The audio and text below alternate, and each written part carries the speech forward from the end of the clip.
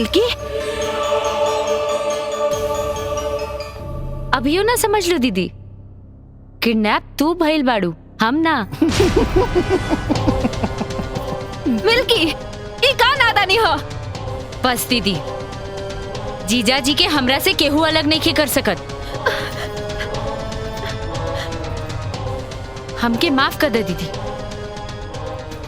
चाहत के आगे हम मजबूर हो गए बानी। मिल्की, ई तू ठीक नहीं खो करत। का ठीक है का बेठीक, ई तू हमके मत समझावा। तहर एक चुटकी सिंदूर हमार जन्मों जन्म के प्यार के नहीं खे तोड़ सकत। हम जीजा जी से प्यार कैले बानी। ए, तू लोग मुंह का देखत बड़ा लोग।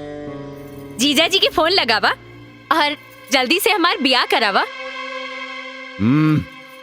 एक मिनट। प्रोग्राम में तनी चेंज बा, थोड़ा सा।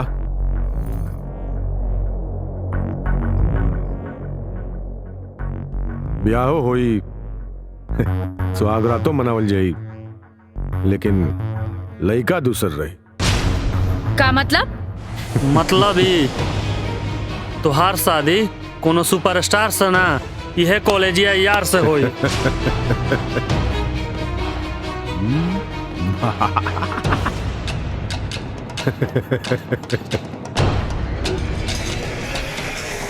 ते बुझली, ते अपन जाल में खुदे फंस गइल बाड़ी। अब तोर ब्याह पानवा से नाही, बिकिया से होई। वैसे भी ओकरा से ब्याह करके का करबे जे थोड़े ही देर में मरे वाला बा। छलकत जवानी में विधवा भइल ठीक नहीं खे। दीदी, ई का कह लेते? अब बताओ, अब का हुई? अरे का तो उनके गचर पचर के लिए बड़ा। फोन लगाओ पनुआ के। लगाओ ब्रो, फोन लगाओ, फोन लगाओ।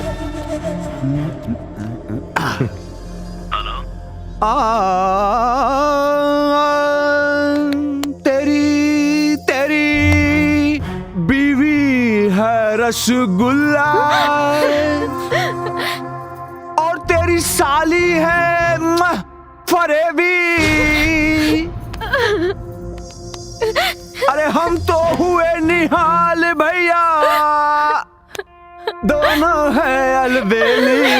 जियो मक्खन ब्रो। चिल्लो मत। उसे भी इज्जत दोनों का खतरा में बा। तनी दिमाग पे जोर लगाओ और पहुंच जो। और हाँ सुन, बेस्ट ऑफ लक। एक भाई के काम ना आवे तो भाई कैसन हैं? यही खातिर नाल बड़े बम्बई हैं?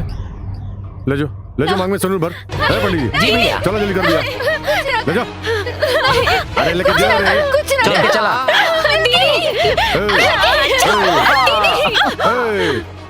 पवन बो, सुना। बड़ा दिन हो गए सुहाग रात मनौले। एक बेरी और लेके जो। चल